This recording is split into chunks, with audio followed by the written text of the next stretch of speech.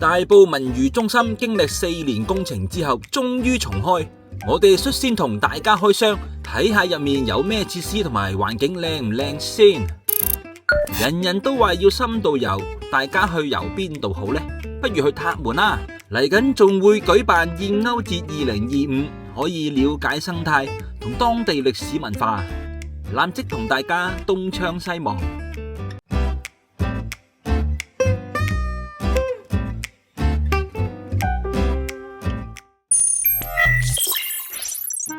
相信大家都同我一樣，幾年嚟每次經過大埔文娛中心個地盤，都唔知入面起緊啲乜。喺6月23日朝早9點，終於重開，我哋梗係要立即同大家開箱，睇下入面有咩設施。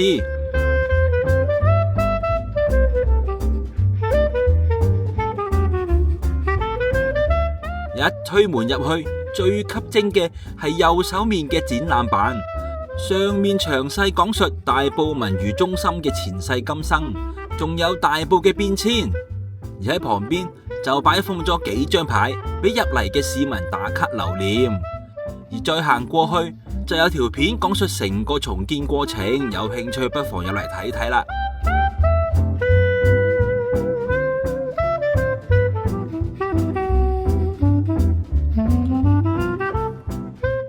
今次重開只係開放部分設施同埋服務，重點之一嘅演藝廳同埋新起嘅黑盒劇場將會喺年底先開放，所以喺呢半年左右，大埔文娛中心係唔會有表演睇㗎。咁開放咗啲咩設施呢？答案係詢問處同埋售票處。喺城市售票網買咗門票嘅，亦都可以喺呢度攞飛同買飛，咁就唔使再去外區咁麻煩啦。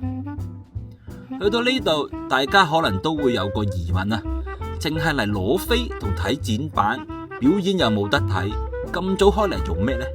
其實呢度有2個活動室係開放俾市民租用，可以排舞同排戲等等。2個場都係4面鏡嘅設計，仲有音響設備等等。想租嘅話，可以去康文署網頁了解詳情同價錢啊。其實呢度仲有唔少設施方便市民使用，包括入嚟斟水啦，仲要係自動添㗎噃，又可以叉電，去廁所更加係不在話下啦。大家又估下呢個牌有齊4個人仔係咩意思呢？答案就係可以一家大細入嚟用啦。而呢度有1個成人座廁，又有小朋友座廁，亦都有張育嬰床，方便以1敵2嘅家長們入嚟使用。文娛中心重開最大好處就係令到昌運巴士站一帶變得開揚咗，條路又闊咗，唔使每次行過都要左閃右避，仲有唔少綠化添。等巴士等得悶可以去踩下草皮 relax 下，個市容提升咗，大家心情都會好咗，未嘗唔係一件好事。政府繼無處不旅遊、城市旅遊之後，又再推動深度旅遊。其實大埔都有個地方非常適合深度遊，就係塔門啦。而嚟緊喺塔門仲會舉辦燕歐節2025。大家想了解咩係燕歐同埋遊覽塔門嘅話，不妨喺6月28、29號入去深度遊一下。可以介紹其實而家燕歐係一個咩物種，即係佢個生態點嘅咧？咁其實燕歐咧，咁佢就顧名思義啦，係燕子同埋海鷗嘅一啲混合啦。咁佢其實就係一啲夏天飛嚟香港嘅夏候鳥嚟嘅。咁香港咧其實就會有23種嘅燕歐咧，都會喺香港運到。咁但係其中3種咧就會喺香港嗰度繁殖。咁特別係呢3種嘅燕歐咧，佢哋就會喺塔門咧對開其中一個小島嗰度咧，就會繁殖佢哋嘅後代。咁所以咧喺塔門呢一度咧，我哋會比較見到比較多啲呢一款嘅燕鷗嘅。咁佢哋會嚟到之後咧，繁殖後代啦，孵佢哋嘅 BB 啦，佢哋啲 BB 亦都會喺度學飛。咁每年嘅5月大概就會嚟到香港，咁大概9月左右咧，佢哋就會飛翻去南邊，或者去到澳洲啊嗰啲咁樣嘅地方噶啦。塔門燕鷗節咧就係嚟緊6月28、29號2日咧，就會喺塔門呢一度咧就做一個嘉年華會嘅。咁我哋咧就可以俾大家網上預先報名咧就。可以坐船出去睇燕鷗啦。睇完燕鷗之後咧，就會嚟到塔門呢一個漁民新村嗰度咧，就有一啲嘉年華，有啲攤位遊戲啊，有啲傳統美食啊嗰啲咁啊，大家可以玩可以食，咁同埋可以報名咧參加呢一個島上嘅導賞團，咁大家咧都可以認識多啲塔門嘅生態啦，或者文化或者其他嘅一啲塔門嘅故事嘅。由於2日嘅觀燕鷗專船名額已滿，所以想去嘅市民就要自行喺馬料水搭街渡去塔門，大家要留意時間啦。而船程雖然有成2個鐘頭，但沿途嘅地質風貌都相當引人入勝嘅。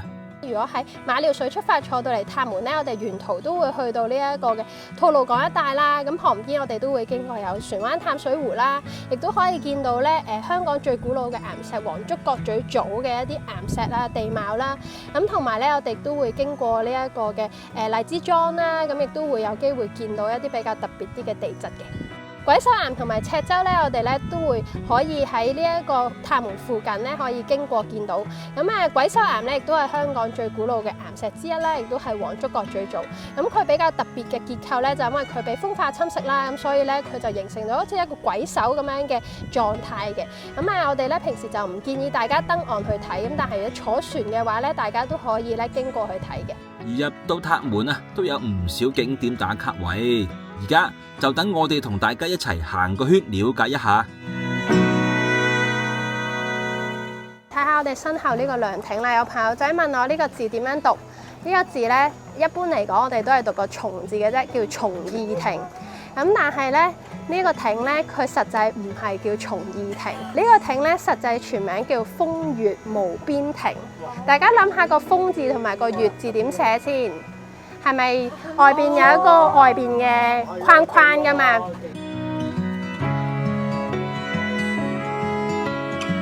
嗱，咁呢度咧就係塔門嘅天后古廟啊！咁塔門天后古廟咧，一陣間會帶大家入去睇2個好重要嘅歷史嘅文物嘅。咁但係喺度都講一講先，塔門天后古廟咧係2級歷史建築。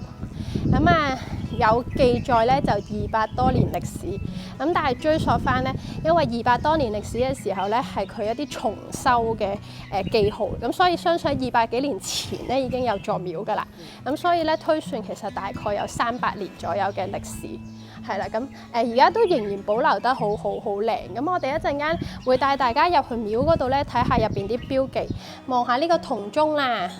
咁呢個銅鐘咧，亦都係塔門咧廟入邊咧好重要嘅銅鐘啊！呢個係乾隆年代嘅一個銅鐘，都可以行一行上嚟呢一度睇下啦。係啦，咁睇下呢個。都係嗰啲石灣嘅。呢個唔係石灣嘅，因為咧呢個比較特別，上邊嗰啲係石灣，係啦。嗱，廟後邊上邊嗰一啲咧就係一啲石灣陶瓷。咁通常好多時喺廟度大家都聽到石灣陶瓷啦，因為石灣就好出名做一啲呢啲陶瓷啦。咁但係咧呢一個咧比較特別少少，大家估下呢個係咩物料嚟嘅？木。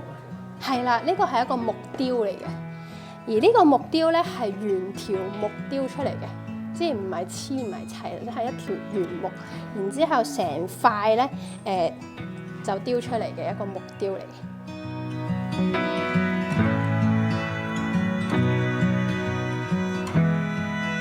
其實咧呢度係會有牛義工咧定期上嚟餵草俾呢啲牛食嘅，因為咧根據牛義工佢哋計算咧，塔門有嘅草地咧其實只係僅夠2隻牛去食用嘅啫。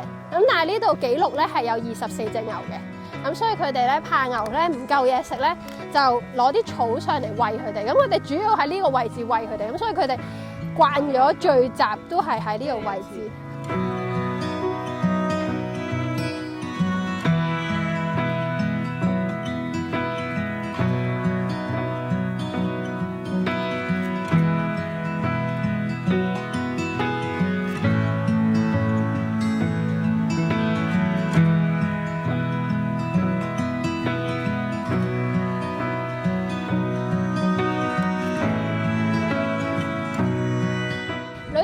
都係塔門其中一個好特色嘅景點嚟嘅。點解咧？塔門叫塔門啊嘛，點解叫塔門啊？個塔喺邊啊？有冇見到塔門有塔？冇啦。咁咧，原來咧塔門嗰個塔咧就正係女字疊石。咁咁啊，以前啲漁民咧，佢哋唔識得認方位位置，就知見到啲地標咁就幫佢安個名。咁啊，見到嗰個女字疊石好似一個塔咁樣。咁啊，以前咧就叫呢度做佛塔。咁最早期咧，地圖上面都係叫呢度做佛塔門嘅。咁啊，到後期先改咗名做塔門嘅啫。咁啊，其實就係講緊女字疊石個地標。咁但係後期我哋而家就覺得佢好似個女字，即係呂不韋個女字，有兩個口咁樣嘅。海上面咧嗰啲飛緊嘅雀仔咧就係燕鷗嚟㗎啦。咁佢哋而家咧就喺度食緊魚嘅，係啦。點解佢哋會過嚟呢邊揾嘢食咧？咁因為咧我哋見到而家翻起咗啲浪啦，翻起咗啲浪咧，有時會打起咗啲魚嘅。咁打起咗啲魚之後咧，咁佢哋就會喺呢度咧揾啲魚嚟食咁樣。咁所以佢哋都會飛過嚟。